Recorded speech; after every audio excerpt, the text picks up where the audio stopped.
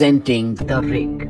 इस कहानी की शुरुआत में समंदर के बीचों बीच एक जगह को दिखाया जाता है जिसका नाम रिग है। यहाँ पर ड्रिलिंग का काम चलता है। यहाँ पर जितने भी वर्कर्स होते हैं इन्होंने कड़ी मेहनत की होती है और अब ये सब वापस जाना चाहते हैं। ये सब के सब यहाँ पर हेलीकॉप्टर्स का वेट कर रहे होते हैं, लेकिन तभी यहाँ का जो मैनेजर होता है उसे कंपनी के ओनर्स का कॉल आता है। उसे बताया जाता है कि जो हेलीकॉप्टर्स आप सबको लेने के लिए आ रहे थे, इमरजेंसी की वजह से उन्हें कहीं और भेजा जा रहा है। मैनेजर पूछता है कि वर्कर्स को लेने के लिए हेलीकॉप्टर्स कब आएंगे, लेकिन तभी फोन अपने आप ही डिस्कनेक्ट हो जाता है। साथ ही यहाँ का पूरा रेडियो सिस्टम अपने आप ही स्टॉप हो जाता है, यानी कि यहाँ से अब कोई भी बाहर कॉल नहीं कर सकता।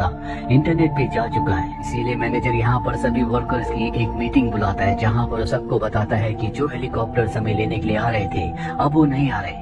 यहीं पर एक बूढ़ा आदमी होता है जो बार बार पूछ रहा होता है कि हेलीकॉप्टर्स हमें लेने कब आएंगे, लेकिन तभी यहाँ की लाइट भी चली जाती है और इस जगह पर जनरेटर होते हैं, जिस वजह से यहाँ के कुछ हिस्सों में अब भी लाइट होती है। और अगर जल्दी लाइट नहीं आई या रिग का प्रेशर बढ़ा तो सब के सब मारे जाएंगे। इस जगह का जो इलेक्ट्रिशियन होता है वो दूसरे शिप से कांटेक्ट करता है। उसे पता चलता है कि वहाँ पर भी यही प्रॉब्लम हो रही है और तभी ये पूरी की पूरी जगह हिलना शुरू हो जाती है। साथ ही इस जगह के एक हिस्से में आग भी लग जाती है। अब यहाँ की जो साइंटिस्ट है वो इस रिग को बंद नहीं करना चाहती और मैनेजर कहता है कि मुझे अपने वर्कर्स की, अपने साथियों की जान प्यारी है, इसीलिए वो पूरे सिस्टम को बंद कर देता है। और तभी फॉग का एक तूफान आता है जो पूरी की पूरी जगह को अपने अंदर समा लेता है। यहाँ पर एक वर्कर साइंटिस्ट से पूछता है कहीं ऐसा तो नहीं कि हमने जमीन में यानी कि पानी के अंदर बहुत गहरा ड्रिल कर दिया हो जिस वजह से सब कुछ हो रहा है। साइंटिस्ट कहती है कि ऐसा नहीं हो सकता। और अब यहाँ का जो मैनेजर होता है वो इलेक्ट्रिशियन को और एक और आदमी को ऊपर कम्युनिकेशन सिस्टम को चेक करने के लिए भेजता है। दोनों के दोनों ऊपर जाते हैं और जब ये ऊपर जाते हैं तो देखते हैं कि वहाँ पर एक पक्षी मरा हुआ है और तभी इलेक्ट्रिशियन के साथ जो दूसरा आदमी होता है वो नीचे आकर गिरता है। इसके बाद सब के सब उसके पास आते हैं। इलेक्ट्रिशियन भी नीचे आ जाता है। वो सबको बताता है कि मेरे पीछे था पर अचानक से कैसे गिर गया मुझे नहीं पता।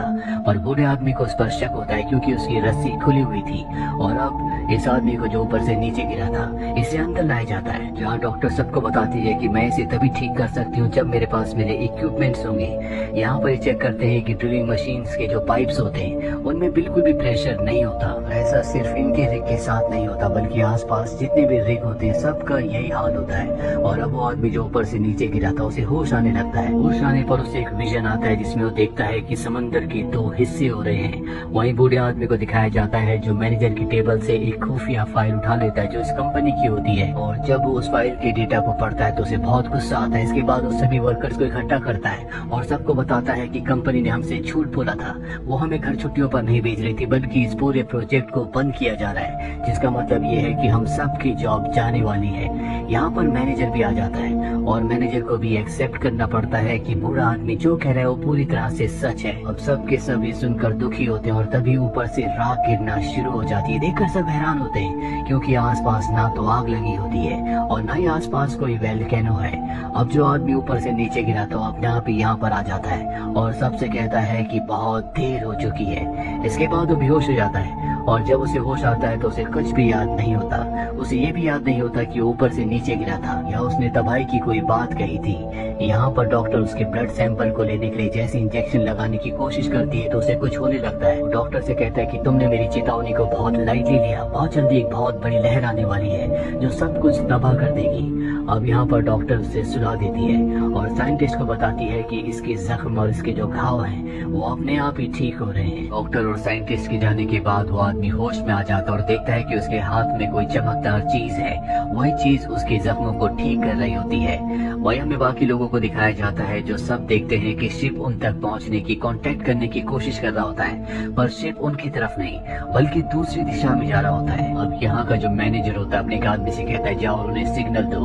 वो आदमी जाता है तो उसे पता चलता है कि वो शिप इनसे मदद मांग रहा है। मैनेजर इस बात से कंफ्यूज होता है। वो कहता है कि किसी भी तरह से पता लगाओ कि ये फॉग जो कि पूरा का पूरा इस जगह पर छा गया है उसकी वजह क्या है। वही वो आदमी जो ऊपर से नीचे गिरा था अब उसके पूरी तरह से जख्म भर चुके हैं। उसे एक बार फिर से विजन आता है जिसमें वो देखता है कि उनका शिप ये रिग पूरी तरह से तबाह हो चुके हैं। अब उसके सिर में बहुत ज्यादा दर्द होना शुरू हो जाता है और उसके मुंह में जो सोने का दांत होता है वो निकल जाता है। दरअसल उसके सिर में बहुत ज्यादा दर्द होने की वजह से वो ग्लास पर गोल गोल निशान बनाना शुरू कर देता है। तभी यहाँ पर एक दूसरा वर्कर आता है और अब यहाँ पर लाइट ब्लिंक होना शुरू हो जाती है जिसके बाद उसे एक बहुत ही खतरनाक विजन आता है और उस विजन से डरकर वो इस जगह से निकल जाता है। वहीं हमें एक दूसरे वर्कर को दिखाया जाता है जो कुछ शराब पी लेता है और उसके बाद जब वो नहाने के लिए जाता है तो उसके शरीर में जो परमानेंट टैटू था वो अपने आप ही मिटना शुरू हो जाता है और कुछ ही देर बाद उसकी मृत्यु हो जाती है। यहाँ पर साइंटिस्ट को पता चल जाता है कि यहाँ जो कुछ हो रहा है उस वजह से इंसानों के शरीर में जितनी भी फालतू चीजें हैं वो अपने आप ही निकल रही हैं या मिट रही हैं। दूसरी तरफ इलेक्ट्रिशियन को दिखाया जाता है जो अपने एक दूसरे साथी के साथ शिप के बाहर शिप को चेक करने के लिए जाता है, जहाँ पर बूढ़ा आदमी होता है जिसे कैद कर दिया गया था, लेकिन वो खिड़की से निकलकर शिप के बाहर पहुंच गया होता है और अब वो जल्दी से अंदर आकर अंदर से दरवाजा बंद कर देता है। इलेक्ट्रिशियन और उसका साथी बाहर ही फंस जाते हैं। बूढ़ा आदमी अंदर आने के बाद कंट्रोल रूम में जाता है और मदद का सिग्नल भेजता है जो कि लाइट्स को ब्लिंक करके भेजा जाता है और तभी उनके आसपास जो शिप होता है वो इनकी तरफ आना शुरू हो जाता है। वही इलेक्ट्रिशियन जो बाहर अपने साथी के साथ होता है उसके हाथ में चोट भी लग जाती है और अब वो अंदर आना चाहता है क्योंकि अब ऊपर से जो राख गिर रही थी वो भी राख गिरना बंद हो चुकी है। साथ ही जो शिप है वो बहुत तेजी से इन्हीं की तरफ आ रहा होता है। वो जोर जोर से चिल्लाता है जिस वजह से मैनेजर यहाँ पर आता है और उसे अंदर लेकर आता है। इसके बाद ही कंट्रोल रूम में जाकर बूढ़े को लाइट ब्लिंक करने से मना करते हैं। इलेक्ट्रिशियन उससे लड़ रहा होता है, तभी मैनेजर कहता है कि हमें आपस में लड़ना नहीं चाहिए बल्कि हमें ये सोचना चाहिए कि हम इस मुसीबत से कैसे निकल सकते हैं। वहीं बाहर हमें उस वर्कर को दिखाया जाता है जो ऊपर से नीचे गिरा था जिसके घाव अपने आप ही ठीक हो रहे थे। इसका नाम बाज होता है और अब इसके पास एक वर्कर पहुंच जाता है जो उसे कहता है कि हमें अंदर जाना चाहिए। बाज कहता है कि मैं सी के उस क्रीचर को देखना चाहता हूँ जो सब कुछ ये कर रहा है और जब वो वर्कर बाज के पास जाता है तो बाज उसे मार देता है। यहाँ पर एक दूसरा वर्कर आता है, वो कहता है कि हम लहरों से टकराने वाले हैं, लेकिन तभी बाज वहाँ से भाग जाता है। हालांकि मैनेजर भी वहाँ पर आ जाता है लेकिन अब वो आदमी मारा जा चुका है। वही साइंटिस्ट जब उस राख को जो लगातार ऊपर से नीचे गिर रही थी खून के साथ मिलाकर उसे देखती है तो उसे पता चलता है कि इसमें जो जीवाश्म है वो खून के साथ मिलकर बहुत तेजी से पनप रहे हैं और अब वो सब कुछ समझ जाती है। वो मैनेजर और डॉक्टर को बुलाती है और कहती है कि राख में जो जीवाश्म है उन्हें कैसे शरीर की जरूरत है जो ताकतवर हो और ये किसी के भी शरीर में जाकर उसे अपना घर बना लेते हैं। इसीलिए जिसके भी शरीर में जाएंगे वहाँ पर ये पनपेंगे और उसके घाव को जल्द से जल्द ये हील कर देंगे और ऐसे ही बाज के साथ हुआ था। मैनेजर कहता है कि हमें सबके सैंपल्स लेने चाहिए और देखना चाहिए कि किसके शरीर में ये सारे के सारे जीवाश्म है। दरअसल इन्हें अब राख से दूर रहना है। धीरे धीरे अब इस जगह से फॉग भी कम होना शुरू हो जाती है और तभी सामने वाले रिक को देखते हैं जो कि अब पूरी तरह से तबाह हो चुका है। वही बाज को दिखाया जाता है जो साइंटिस्ट के रिसर्च पेपर्स को देख रहा होता है। वहाँ पर इलेक्ट्रिशियन भी आ जाता है जिसे देखकर उसे गुस्सा आ जाता है और जब साइंटिस्ट वहाँ पर आती है तो देखती है कि बाज ने अपने खून के सैंपल को वहाँ से ले लिया है। वो बाज से उसके खून के सैंपल को मांगती है लेकिन बाज वहाँ से भाग जाता है। दरअसल बाज के खून का सैंपल बहुत ज्यादा इम्पोर्टेंट है। उसी सैंपल से पता लगाया जा सकता है कि यहाँ पर कितने लोग हैं जो इन्फेक्टेड हैं, लेकिन अब वो अपने खून के सैंपल को लेकर भाग चुका है। मैनेजर यहाँ पर जितने भी लोग होते हैं उन्हें दो टीम में बांटता है। वो कहता है एक टीम बाज को ढूंढेगी और दूसरी टीम शिप में काम करेगी। साइंटिस्ट जब इसके ऊपर और भी रिसर्च करती है तो उससे पता चलता है कि छोटे छोटे जो जीवाश्म हैं ये डायनासोर युग के हैं।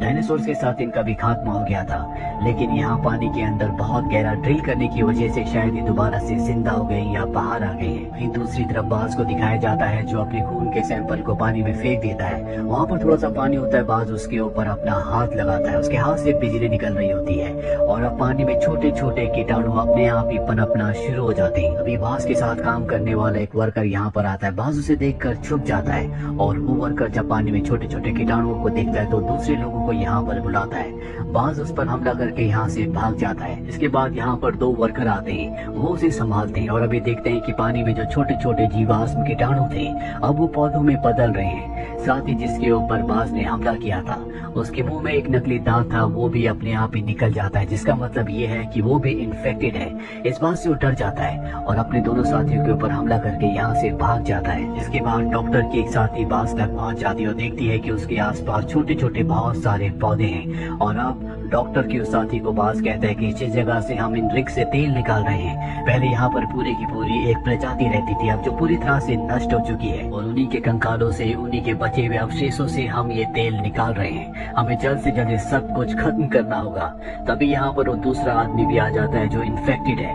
वो कहता है कि बाज जो कुछ कह रहा है वो सच कह रहा है। अभी यहाँ पर बूढ़ा आदमी आ जाता है। बाज अपने साथी के साथ इस जगह से भाग जाता है। वही रिग के बाहर दिखाया जाता है जहाँ पर गैस से आग जल रही थी अब वो आग जलना बंद हो जाती है, जिसका मतलब ये है कि गैस हवा में चारों तरफ फैलना शुरू हो जाएगी, जो कि बहुत ही खतरनाक होगा। इन्हें किसी भी कीमत पर उस जगह आग जलानी होगी। इलेक्ट्रिशियन कहता है कि मैं ये काम करूंगा। वो एक फ्लेयर गन लेकर उस जगह जाता है और जब वो फ्लेयर गन चलाता है तो बहुत बड़ा धमाका होता है। इस धमाके से आग तो दोबारा जल जाती है, लेकिन इलेक्ट्रिशियन बुरी तरह से जख्मी हो जाता है। उसे अंदर लाया जाता है जहाँ पर डॉक्टर उसका इलाज करती है। वही बास को दिखाया जाता है जो निचले हिस्से में होता है। उसे दोबारा से विजन्स आना शुरू हो जाते हैं, जिससे उसे पता चलता है कि अगर तेल निकालना, गैस निकालना बंद नहीं किया तो नीचे जो जीवाश्म है वो पूरी तरह से नष्ट हो जाएंगे, तबाह हो जाएंगे। इसीलिए तेल वाले पाइप्स को ब्लॉक कर देता है, जिससे पाइप्स में बहुत ज्यादा प्रेशर पड़ना शुरू हो जाता है। इलेक्ट्रिशियन जो पूरी तरह से ठीक हो चुका है वो पेपर पर उसी तरह के गोल निशान बनाना शुरू कर देता है जिस तरह से बाज ने बनाए थे, यानी कि अब वो भी इन्फेक्टेड है। वही मैनेजर देखता है कि अब यहाँ जो पाइप्स हैं उनका प्रेशर बहुत ज्यादा बढ़ चुका है, वो ब्लास्ट हो सकते हैं। इसीलिए वो तय करते हैं कि समंदर के नीचे जो वॉल्व है उसे बंद कर देंगे ताकि प्रेशर पूरी तरह से खत्म हो जाए। और इसके लिए समंदर के नीचे एक रोबोट को भेज दें जिसमें एक कैमरा भी लगा होता है, जिस कैमरे से देखते हैं कि पानी की सतह में गोल गोल आकृतियां बन रही होती है। ये उसी तरह की आकृतियां होती है जिस तरह की बाज ने और साथ ही इलेक्ट्रिशियन ने गोल गोल आकृतियां बनाई थी। अब यहाँ पर कम्युनिकेशन सिस्टम यानी कि सिग्नल्स आना शुरू हो जाते हैं, जिसके बाद मैनेजर यहाँ से एक गार्ड को फोन करता है ताकि यहाँ पर मदद भिजवा सके, लेकिन सिग्नल कमजोर होने की वजह से गार्ड उसकी बातें नहीं समझ पाता। डॉक्टर अपनी बहन को वीडियो कॉल करती है और जब उससे बातें कर रही होती है तभी वो वीडियो कॉल में देखती है कि जो फॉग इनके रिंग के आसपास था अब वो शहर में पहुंच गया है, जिस वजह से वहाँ का इंटरनेट, वहाँ का कम्युनिकेशन पूरी तरह से डाउन हो चुका है और उसका फोन भी डिस्कनेक्ट हो जाता है। वही इलेक्ट्रिशियन जिसके घाव बहुत तेजी से भर रहे होते हैं उसे अपने कानों में बांस की आवाज आना शुरू कर देती क्योंकि टेलीपैथी से वो उससे बात कर रहा होता है। इसके बाद वो बाथरूम में जाता है जहाँ पर मिरर में अपने घाव को देखता है जो बहुत हद तक ठीक हो चुके हैं और तभी वो मिरर में बांस को देखता है, पर जब वो पलटता है तो उसके सामने साइंटिस्ट होती है जिससे इलेक्ट्रिशियन सारी बातें बता देता है। और अब कुछ देर बाद वो इलेक्ट्रिशियन नीचे जाता है जहाँ पर बाज ने उसे बुलाया होता है और जाने से पहले वो साइंटिस्ट के लिए एक नोट छोड़ देता है कि वो कहाँ पर जा रहा है। और अब साइंटिस्ट और डॉक्टर भी नीचे वाले हिस्से में जाते हैं। यहाँ पर बहुत सारे पौधे अपने आप भी उग चुके होते हैं। यहाँ पर छोटे छोटे बहुत सारे इंसेक्ट्स भी होते हैं जो डॉक्टर के चारों तरफ घूमना शुरू कर देते हैं पर उसे नहीं काटते। तभी वहाँ पर साइंटिस्ट आ जाती है और डॉक्टर को अपने साथ ऊपर ले जाती है। वहीं ऊपर दिखाया जाता है कि सब लोग खुश हैं क्योंकि उनके सामने एक बहुत बड़ा शिप होता है जो उन्हीं की तरफ आ रहा होता है। दरअसल पहले जो शिप इनकी तरफ आ रहा था उसने अपना रास्ता बदल लिया था, इसीलिए वो कभी इन तक पहुंचा नहीं। और अब इस शिप से जो इनकी तरफ आ रहा होता है उससे एक बोट आती है जिसमें कुछ लोग होते हैं और इन्हीं में एक होता है सीनियर जिसका नाम डेविड है। दरअसल वो रिसर्च टीम में काम किया करता था और अब वो सीधा इनकी लैब में जाता है जहाँ वो साइंटिस्ट को बताता है कि वो उस रिग में काम किया करता था जो अब ब्लास्ट हो चुका है। वहाँ पर ब्लास्ट होने की वजह से लगभग सभी लोग मारे गए लेकिन ये और कुछ लोग बच गए। साइंटिस्ट उससे पूछती है कि तुम्हें यहाँ पर क्यों भेजा गया, जिसका सीनियर कोई जवाब नहीं देता क्योंकि वो चाहे तो वापस भी जा सकता था। यहाँ पर एक और आदमी आया होता है जो कि उस दूसरे रिग में टेक्नीशियन था। वो सबको बताता है कि जब सीनियर हमारी रिग में आया था तो उसने तेल नहीं निकाला बल्कि उसने बहुत सारी मशीन्स को नीचे पानी की सतह पर भेजा। इसके बाद चारों तरफ फॉग होना शुरू हो गई लेकिन सीनियर को इससे कोई फर्क नहीं पड़ा। ऐसा लग रहा था जैसे वो यही चाहता है। हमारे रिग का प्रेशर बहुत ज्यादा बढ़ रहा था लेकिन सीनियर को इस बात से कोई फर्क नहीं पड़ रहा था। उसने अपने सारे डेटा को मिटा दिया और इसके बाद रिग ब्लास्ट हो गया। सीनियर ने जितनी भी इंफॉर्मेशन कलेक्ट की थी उसने सारी की सारी इंफॉर्मेशन कंपनी को भी भेजी। इसका मतलब ये था कि सीनियर को पहले बहुत सारी बातें पता थी जो उसने हमें कभी नहीं बताई। दरअसल ये जो आदमी था उस रिग में पहले से काम करता था और सीनियर उनके रिग में आया था, जिस तरह से अब वो इस नए रिग में आया है। वही डॉक्टर साइंटिस्ट की रिसर्च से पता लगाती है कि जमीन में यानी कि पानी की सतह पर जो 5 आकृतियां, गोल आकृतियां बन रही है, ये 5 अलग अलग आकृतियां 5 अलग अलग दायरे हैं और जब 5वां दायरा बन जाएगा तो बहुत बड़ी तबाही आएगी। वही इलेक्ट्रिशियन को दिखाया जाता है जो बाज के साथ अब मिल चुका है। बाज उससे कहता है कि तुम्हें इस पूरे सिस्टम को शट डाउन करना होगा। दरअसल उसे शट डाउन करना नहीं आता, इसीलिए उसने इलेक्ट्रिशियन को यहाँ पर बुलाया था और वो किसी भी कीमत पर इस सिस्टम को शट डाउन करना चाहता है। दरअसल इस वक्त यहाँ पर बाज और इलेक्ट्रिशियन होते हैं, यहाँ का पूरा वातावरण बदल चुका होता है क्योंकि यहाँ पर पौधे हैं। बाज इलेक्ट्रिशियन को बताता है कि बहुत जल्दी मैं इस पूरे वातावरण के साथ मिल जाऊंगा। वही हमें सीनियर को दिखाया जाता है। वो इस रिग के वर्कर से कहता है कि हमें कार्बन डाइऑक्साइड के सिलेंडर नीचे ले जाने होंगे और अब वो इन्हें एक जगह ले जाता है जहाँ पर कार्बन डाइऑक्साइड के सिलेंडर होते हैं। लेकिन ये दोनों देखते हैं कि उसमें कार्बन डाइऑक्साइड के अलावा और भी गैसेज हैं और अब ये उन सिलेंडर को लेकर नीचे जाते हैं और उन सिलेंडर को वेंटिलेशन सिस्टम के साथ कनेक्ट करके उसे ऑन कर देते हैं जिससे यहाँ पर गैस फैलना शुरू हो जाती है। और तभी बाज के एक साथी आता है जिसकी हालत बहुत ज्यादा खराब होती है। अब यहाँ पर गैस फैल रही होती है, इसीलिए यहाँ पर जो पौधे होते हैं वो भी मरना शुरू कर देते हैं और यही सीनियर का प्लान होता है। वही इलेक्ट्रिशियन वेंटिलेशन सिस्टम को बंद करने की कोशिश करता है, लेकिन इससे पहले कि वो ऐसा कर पाता वो बेहोश हो जाता है, साथ ही बाज भी बेहोश हो जाता है। वो 3 लोग, जिन तीनों लोगों को सीनियर ने नीचे भेजा था ताकि उस सिलेंडर को वेंटिलेशन सिस्टम के साथ कनेक्ट कर सके, उनमें से 2 तो बाहर आ जाते हैं लेकिन एक अंदर रह जाता है और ऊपर से सीनियर दरवाजों को बंद कर देता है, जिसकी वजह से इनके एक साथी की अंदर ही मृत्यु हो जाती है। साइंटिस्ट को और मैनेजर को भी ये बात पता चल जाती है, इसीलिए सीनियर के पास आते और उससे पूछते हैं कि तुमने ऐसा क्यों किया। वो कहता है ऐसा करना जरूरी था, लेकिन साइंटिस्ट को लगता है कि ये जरूरी नहीं है, इसीलिए वो नीचे जाती है जहाँ पर वो देखती है कि इलेक्ट्रिशियन बेहोश है। वो उसे होश में लाने की कोशिश करती है लेकिन वो होश में नहीं आ रहा होता, पर तभी उसका जमीन में सूखे हुए पौधों पर हाथ लगता है, जिसके बाद इलेक्ट्रिशियन होश में आ जाता है। पौधे हरे होने लग जाते हैं, साथ ही बाज भी अब होश में आ चुका है। वहीं दूसरे रिग का जो टेक्नीशियन होता है वो यहाँ पर मैनेजर को बताता है कि सीनियर हमारे रिग में आया था और उसने वहाँ के पाइप्स के टेम्परेचर को बहुत ज्यादा बढ़ा दिया, पर इससे पहले कि वहाँ पर ब्लास्ट होता वो खुद एक छोटी नाव से इस तरफ आ गया। उसने अपनी जान तो बचा ली लेकिन वहाँ पर सबको मरने के लिए छोड़ दिया। वहीं हमें पानी की सतह में दिखाया जाता है जहाँ पर 4 दायरे पूरे हो चुके थे और अब 5वां दायरा भी पूरा हो चुका है। मैनेजर सीनियर के पास जाता और उससे पूछता है कि तुमने ऐसा क्यों किया। सीनियर बताता है कि यहाँ से निकलने का, बचने का एक ही तरीका है, इस समंदर के नीचे जो चीज पनप रही है उसे हमें ब्लास्ट करके यहाँ से निकलना होगा।